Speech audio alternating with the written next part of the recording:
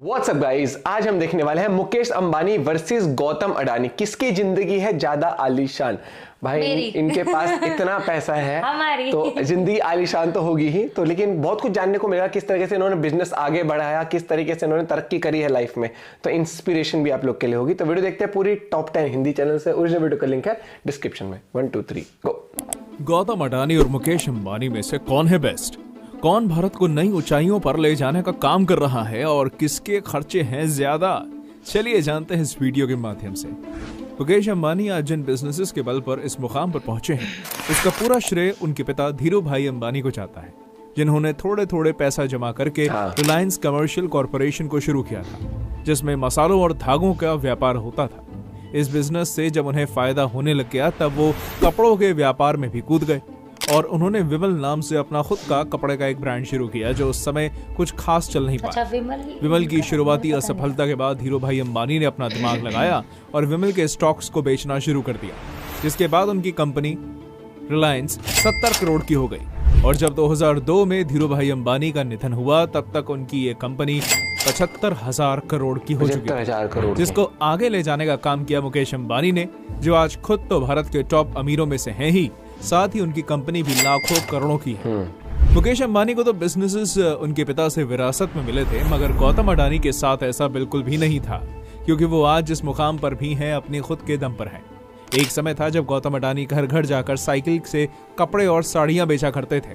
तब उनकी उम्र महज 16 साल रही होगी और उसके बाद महज 30 से 35 सालों में ही उन्होंने इतना बड़ा साम्राज्य खड़ा कर दिया। बहुत ही कम लोग ये बात जानते हैं कि गौतम अडानी के पास इतना भी पैसा नहीं था कि वो खुद की एक बाइक खरीद सके, और ऐसे में वो अपने दोस्त के स्कूटर के पीछे बैठकर सफर किया करते थे। इसी काम के दौरान एक दिन अडानी अपने घर से महज 10 रुपए लेकर मुंबई निकल आए और एक हीरा व्यापारी के यहाँ काम करने लगे। मगर कुछ समय बाद उनके भाई ने उन्हें वापस अहमदाबाद बुला लिया और वो प्लास्टिक फैक्ट्री में काम करने लगे। 1988 में उन्होंने अडानी एंटरप्राइजेस की नींव रखी और इम्पोर्ट एक्सपोर्ट का बिजनेस शुरू किया। और देखते ही देखते 1991 में हुए आर्थिक सुधार के बाद उनके कारोबार को पंख लग गए। अडानी की शोहरत इतनी ज्यादा बढ़ गई थी कि साल 1998 में उन्हें फिरौती के लिए किडनैप कर लिया गया था, मगर बाद में वो किसी तरह छूट गए और आज ports, green energy, real estate से अरबों छाप रहे हैं कंपनीज। गौतम अडानी और मुकेश अंबानी के बीच टॉप पर बने रहने की बैटल पिछले कई सालों से चल रही है, जिसमें कभी अडानी आगे हो जाते हैं तो कभी अंबानी। इनके बीच का ये खेल इनके द्वारा ओन करी गई कंपनीज के फायदे पर निर्भर करता है। और मौजूदा समय में जब मुकेश अंबानी 11 कंपनीज को ओन करते हैं, तो वहीं गौतम अडानी 10 कंपनीज के मालिक हैं। एजुकेशन। मुकेश अंबानी अच्छे खासे पढ़े लिखे व्यक्ति हैं, मतलब उन्होंने यूनिवर्सिटी ऑफ बॉम्बे से केमिकल इंजीनियरिंग तो कर ही रखी है, साथ ही साथ उन्हें स्टैनफोर्ड यूनिवर्सिटी से बिजनेस एडमिनिस्ट्रेशन में मास्टर डिग्री प्राप्त है। हालांकि जब बात गौतम अडानी की आती है, तब वो ज्यादा पढ़े लिखे नहीं हैं, और सबसे हैरानी की बात यह है कि उनके पास ग्रेजुएशन तक की डिग्री नहीं है, क्योंकि आर्थिक तंगी की वजह से उन्होंने गुजरात यूनिवर्सिटी में कॉमर्स की पढ़ाई को सेकेंड ईयर में ही छोड़ दिया था। मुकेश अंबानी और गौतम अडानी के पैसों की बात करें तो फिलहाल जहां मुकेश अंबानी की नेटवर्थ 108 बिलियन डॉलर है, तो वहीं गौतम अडानी 100.7 बिलियन डॉलर की नेटवर्थ रखते हैं। एक समय था जब पैसों के मामले में अडानी अंबानी से भी आगे थे, मगर हिंडनबर्ग रिपोर्ट की वजह से अडानी को तगड़ा नुकसान हो गया था और उनकी संपत्ति में गिरावट आ गई थी, जिसके बाद से ही मुकेश अंबानी पैसों की रेस में अडानी से आगे चल रहे हैं। लाइफस्टाइल। अब भले इन दोनों ही लोगों के पास लगभग एक जैसा पैसा क्यों ना हो, पर जब बात लग्जरी लाइफस्टाइल जीने की आती है, तब मुकेश अंबानी इस मामले में गौतम अडानी से कोसों आगे। मुकेश अंबानी भारत के सबसे महंगे और सबसे बड़े घर एंटीलिया में रहते हैं और इस घर की कीमत करीब 15,000 करोड़ के आसपास है, जबकि गौतम अडानी दिल्ली में निर्मित 400 करोड़ के ल्यूटेंस हाउस में रहते हैं, जो बड़ा और लग्जरी तो है, पर उतना नहीं जितना मुकेश अंबानी का घर है। कार्स कलेक्शन पर नजर डालें तो जहां गौतम अडानी के पास BMW 7 series, Range Rover Autobiography, Rolls Royce Ghost EWB, Ferrari California, Audi Q7, Mercedes Benz S500 जैसी करोड़ों की गाड़ियां मौजूद हैं, तो वहीं Mukesh Ambani Rolls Royce Cullinan black badge, Mercedes Maybach S680, Rolls Royce Phantom EWB, Mercedes Benz S600 guard, Ferrari SF90, Lamborghini Urus, Range Rover Autobiography, Bentley Bentayga, Mercedes Maybach S580 और Mercedes Benz G63 AMG जैसी luxurious cars own करते हैं, जिनकी कीमत भी करोड़ों में है। इतना ही नहीं दोस्तों, मुकेश अंबानी के पास 33 करोड़ का the falcon 900 EX private jet भी है और वो एक 240 करोड़ का एयरबस A319 प्लेन भी ओन करते हैं, जो उन्होंने अपनी पत्नी को गिफ्ट किया था। गौतम अडानी भी इस मामले में कम नहीं है, क्योंकि उनके पास भी एक बीच क्राफ्ट, एक हॉकर और एक बॉम्बार्डियर एयरक्राफ्ट मौजूद है, जिनका इस्तेमाल उनके द्वारा लोकल और इंटरनेशनल दोनों तरह की यात्राओं में किया जाता है। गिफ्ट्स, जब बात एक्सपेंसिव गिफ्ट्स की आती है, तब इस मामले में मुकेश अंबानी ही हर व्यक्ति की सुर्खियां बटोरते नजर आते हैं, क्योंकि उन्होंने अपनी पत्नी को करोड़ों का प्लेन और नेकलेस गिफ्ट तो किया है, साथ ही वो अपने परिवार और दोस्तों को भी महंगी गिफ्ट देते रहते हैं, और कहा जाता है कि उन्होंने अपने वर्कर्स को भी लग्जरी कार्स गिफ्ट करी हैं। इसके अलावा मुकेश अंबानी ने अपनी बेटी ईशा अंबानी की शादी में 700 करोड़ से भी ज्यादा का खर्चा किया था, जिससे ये शादी भारत की सबसे महंगी शादी बन गई, जिसमें बड़े बड़े बॉलीवुड स्टार्स ने डांस तो किया ही, साथ ही मेहमानों को खाना भी परोसा था। फिलैंथ्रोपी, दोस्तों किसी भी अरबपति की पहचान उसके सोशल वर्क से होती है। मतलब आप ही सोचिए ना कि अगर सर रतन टाटा अपना इतना सारा पैसा देश के गरीबों के लिए दान न करते तो क्या वो इतना सम्मान पा पाते?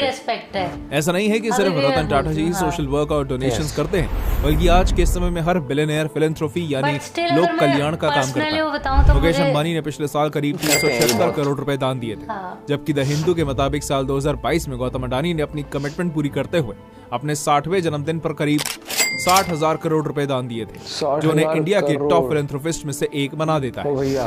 डेट, अंबानी और अडानी कहने को तो अरबपति हैं और इनके ऊपर भी बैंक्स का करोड़ों का कर्जा है। कर्जे की बात सुनते ही आपको विजय माल्या की याद आ गई होगी, क्योंकि भारत के बैंक से करोड़ों का कर्जा लेकर फरार हो चुके हैं।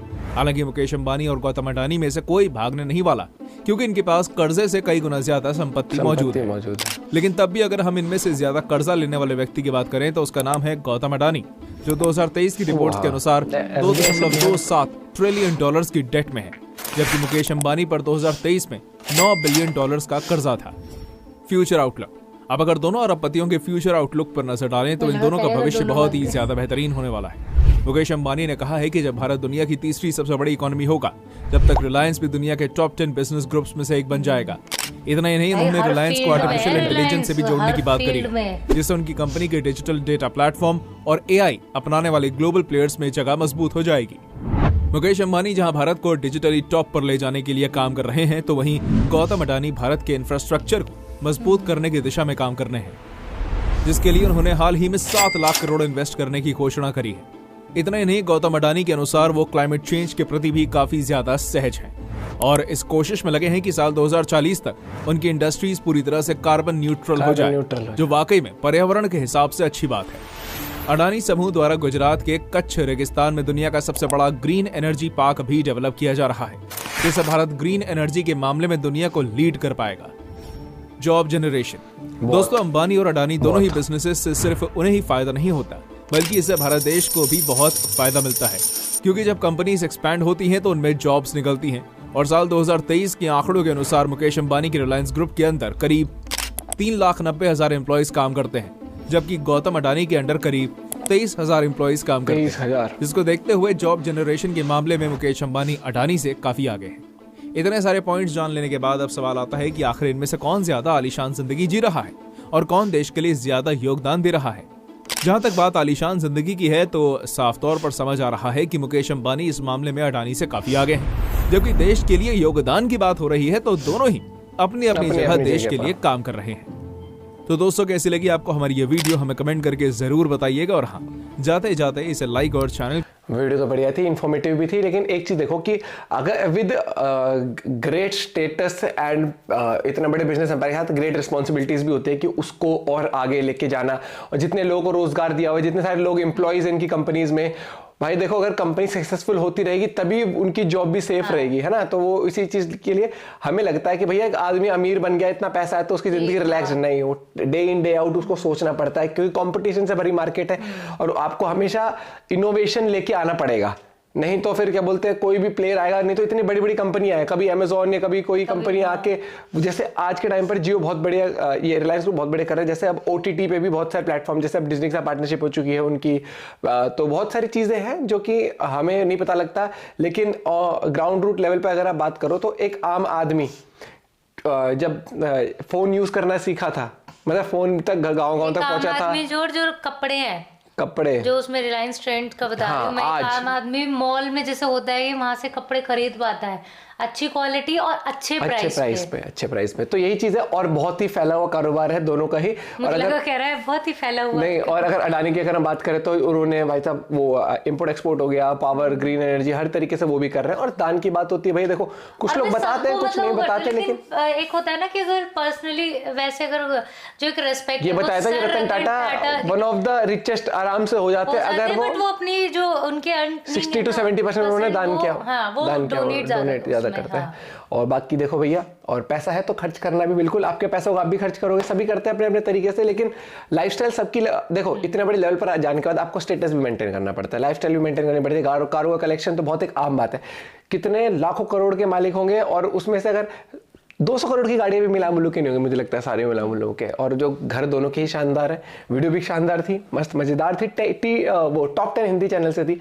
आप भी बता सकते हो और वीडियोस जिन पे मैं रिएक्ट करना चाहिए, आप कहाँ से देख रहे थे ये भी जरूर बताएं। लेकिन प्राउड होता है कि ये दोनों इंडिया से है, और कितने यूथ के लिए इंस्पिरेशन है, एंटरप्रेन्योर्स के लिए इंस्पिरेशन है कि कैसे उन्होंने शुरुआत करी थी और कैसे आप विजन लेके आप ग्रो कर सकते हो। क्योंकि ऐसा नहीं होता कि कोई भी कंपनी, आपने कल बिजनेस लगाया, परसों आप अमीर बन गए, तरसों आप फोर्ब्स की मैगजीन में आ रहे हो, नहीं ऐसा नहीं होता। आपको डे इन डे आउट मेहनत करनी पड़ती है, विजन लेना पड़ता है किस तरीके से। अगर ये सक्सेसफुल नहीं हुआ, क्योंकि हर एक बिजनेस सक्सेसफुल नहीं हो पाता है, लेकिन आपको उस टाइम पर कौन से शट करके कौन से को एक्सपेंड करना है, किस तरीके से, तो वो बहुत चीजें होती है।